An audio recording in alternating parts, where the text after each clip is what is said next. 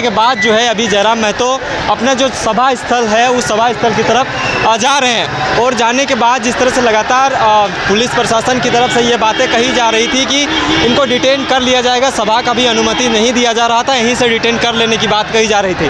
लेकिन अभी जो है वो अपने सभा स्थल की तरफ जा रहे हैं। अब देखने लायक बात होगा कि आज वो डिटेन होते हैं या नहीं, क्योंकि लोग इनके साथ अभी भी हैं और समर्थक जितने भी थे और तमाम लोगों का यही कहना है कि जयराम महतो को अभी हम कहीं नहीं जाने देंगे। और नॉमिनेशन के बाद वो बिल्कुल बाहर आ चुके हैं। बाहर आने के बाद अपने समर्थकों के साथ जो है वो सभा स्थल की तरफ रुख कर चुके हैं। बने रहें, देखते रहिए जोहार, नमस्कार।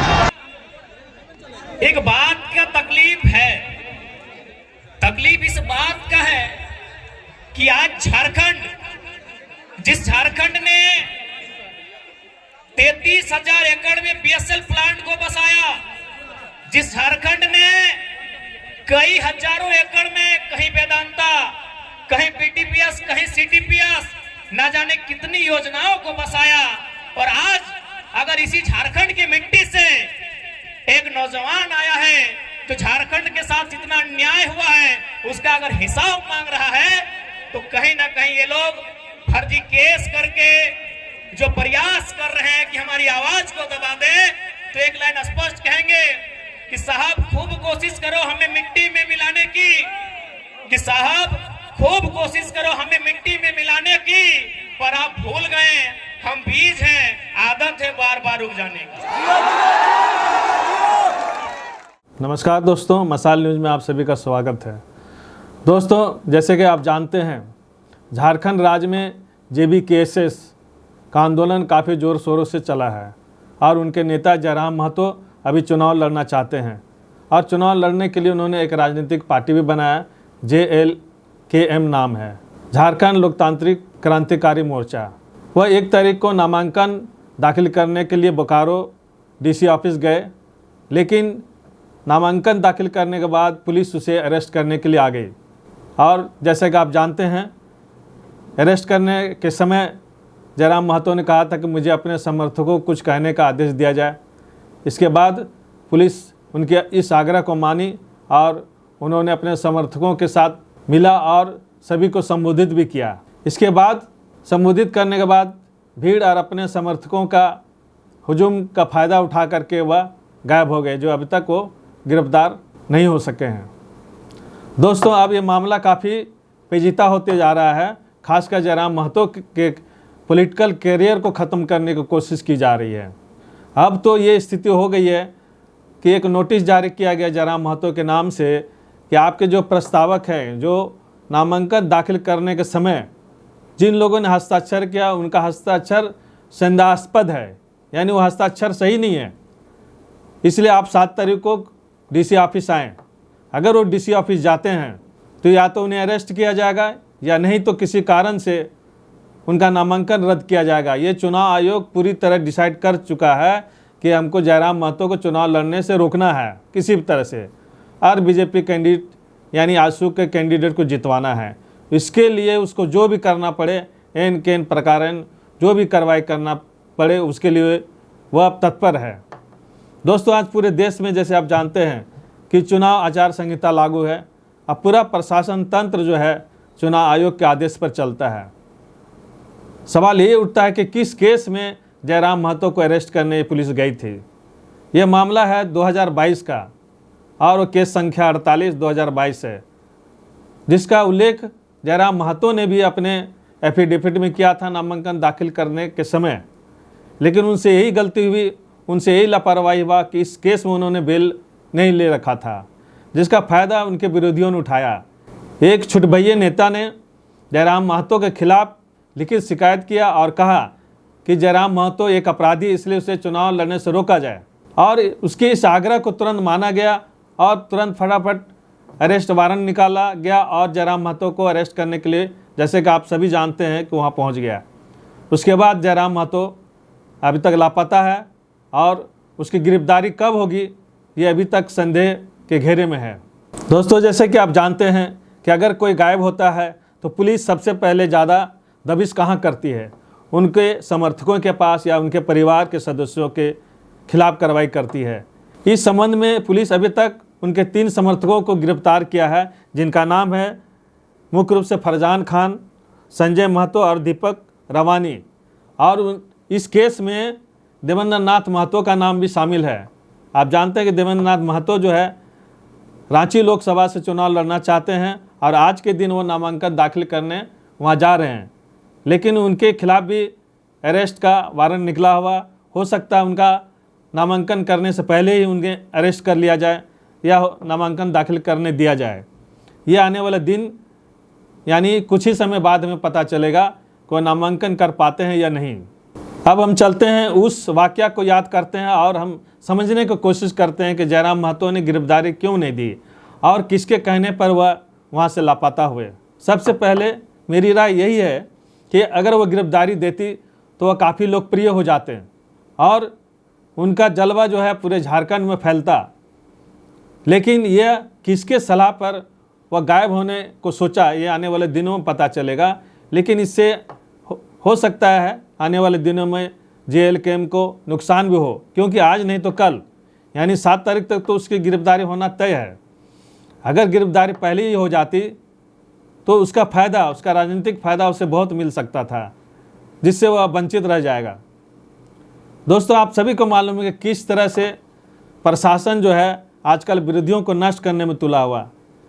आप देखें कि किस तरह से अरविंद केजरीवाल जो दिल्ली के मुख्यमंत्री है उनको अरेस्ट किया गया, अभी तक बेल नहीं दिया गया। उसी तरह झारखंड के मुख्यमंत्री हेमंत सोरेन को भी अरेस्ट किया गया, अभी तक बेल नहीं दिया। हाईकोर्ट ने भी उसके बेल को खारिज कर दिया है। तो ऐसे स्थिति में जयराम महतो कितने दिन तक बचे रहेंगे?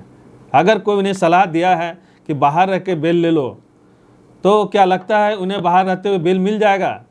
जो हालात अभी कोर्ट का है, हमें तो नहीं लगता कि उन्हें बाहर से बेल मिलेगा, इसलिए उसकी गिरफ्तारी होना तय है। तो दोस्तों, इसके साथ ही हम ये जानने की कोशिश करेंगे कि चुनाव आयोग इस तरह क्यों कर रहे पूरे देश में। चुनाव आयोग इतना रीढ़ विहीन, इतना कायर कैसे हो चुका है?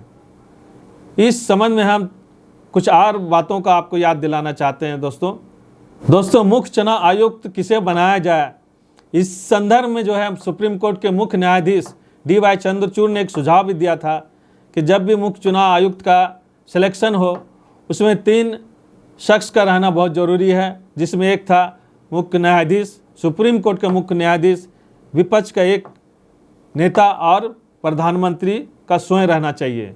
लेकिन इसके खिलाफ वर्तमान सरकार जो है एक बिल ले आई और उस बिल में यह तय किया गया कि जब भी चुनाव आयुक्त का सिलेक्शन होगा उसमें जो मौजूदा सरकार उसके 2 सदस्य होंगे और विरोधी दल से 1 रहेंगे, यानी एक तरफा ही चुनाव आयोग का जो आयुक्त है उनका सिलेक्शन किया जाएगा। यही वजह है कि चुनाव आयोग जो है सरकार के खिलाफ किसी तरह की कार्रवाई करने से बचती रही है। आप देखिए कि चुनाव आयोग का कायराना हरकत किस तरह से बढ़ते जा रहा है। कहीं भी किसी का नामांकन रद्द कर दिया जाता है और कहीं तो 17 वर्ष पुराना केस निकाल करके जो है किसी को डराया धमकाया जाता है और अपना नामांकन वापस ले लेता है। सबसे पहले आपको सूरत का कांड को याद करना चाहिए कि सूरत में कैसे कांग्रेस के उम्मीदवार का नामांकन रद्द हुआ। उनके जो प्रस्तावक थे उनका ही हस्ताक्षर कहा गया कि गलत है और हस्ताक्षर सही नहीं है। इस कारण वहाँ जो कांग्रेस के उम्मीदवार था उनका नामांकन रद्द हो गया और बाकी जो 9 लोग थे उन्होंने अपना नामांकन वापस ले लिया, यानी एक तरफा जीत बीजेपी के उम्मीदवार को दे दिया गया। और इंदौर में तो काफ़ी दूसरी बात है कि इंदौर में 17 वर्ष पुराना केस निकाल करके वहाँ कांग्रेस के उम्मीदवार को डराया गया और बोला गया कि अगर आप अपना नामांकन वापस नहीं लेते हो तो आपके खिलाफ जो केस किया जाएगा और आप जेल जाने के लिए तैयार हो।